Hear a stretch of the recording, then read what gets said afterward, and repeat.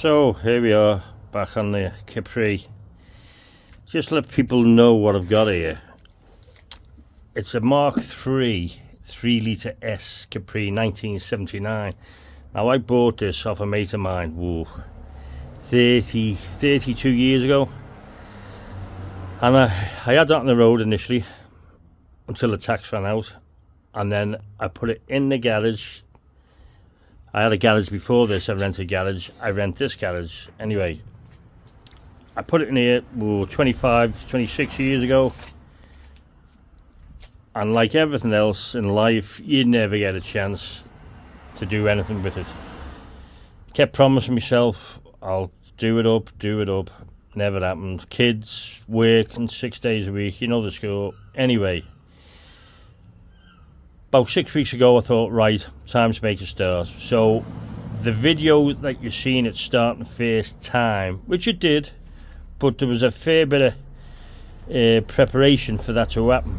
Basically, I changed the spark plugs, brand new plugs, brand new HT leads, new dizzy cap, new rotor arm, new points, new condenser. I bought a new coil, but I haven't fitted that because this one obviously is working fine for the minute. But what I did was, like with all cars that I've laid up for so long, I turned the engine over. Luckily it hadn't seized in the bore, so I turned it over half a dozen times by hand. But then I took the I did turn it over. I checked the oils. Obviously there's no radiator in it because that perished long ago. I've got it sitting up in the rafters there somewhere. Will have to be record. So anyway, getting back to starting up.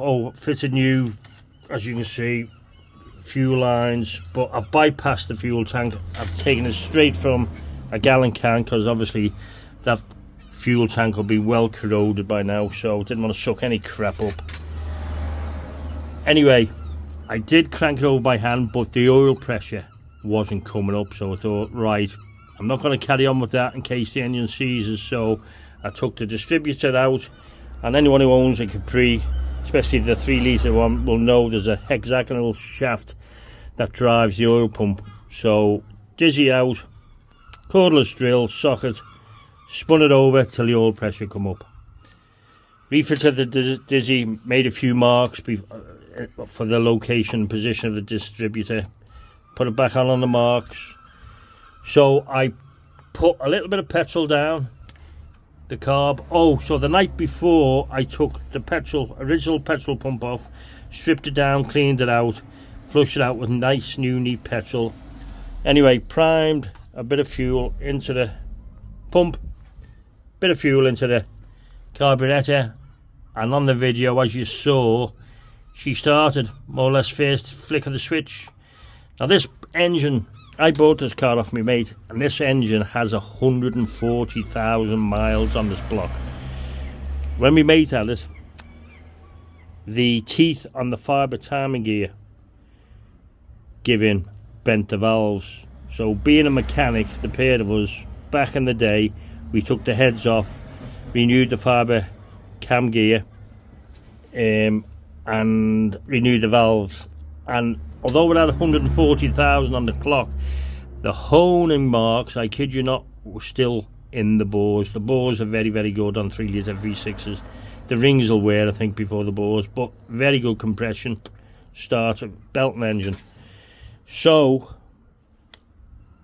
I thought, right, next step, all the brakes are seized, because obviously I've got to get it started to get it out the garage, to do other bits and pieces on it. So my intentions were just to refurbish the old calipers, because although obviously I want to do a lot of bodywork and get this nice again, I was just going to keep everything stock. I just refurbished the calipers so I could basically move it in and out the garage and at least have brakes. But I'll show you in another little video the state of the calipers. What a job I had trying to get the pistons out. So I've opted for new calipers. I put new pads in, new pins, I took the hub off, cleaned it out, re-greased all the bearing.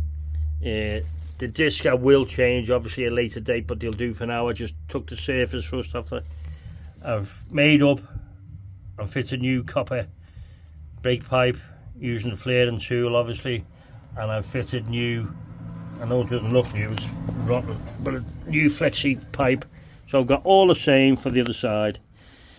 So I won't go into much more detail because that would just be repeat myself when I come to do the second side, but I will show a little video of the state of the pistons. I got new seals for the pistons for the old calipers, but as I say, you'll realise why I haven't used that. So that was a bit of a waste of money, but my intention is to renew all the brake lines.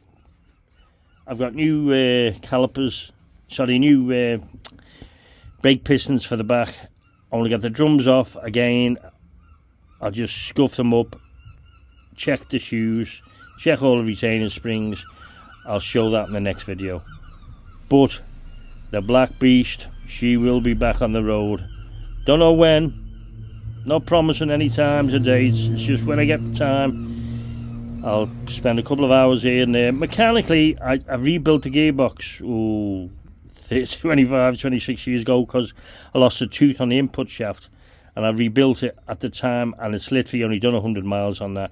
I put a brand new Ford Motorcraft 3-piece clutch kit in it. Unfortunately, the clutch plate is stuck to the flywheel, so I have to get my radiator sorted so I can get the engine up to temperature and hopefully get that released.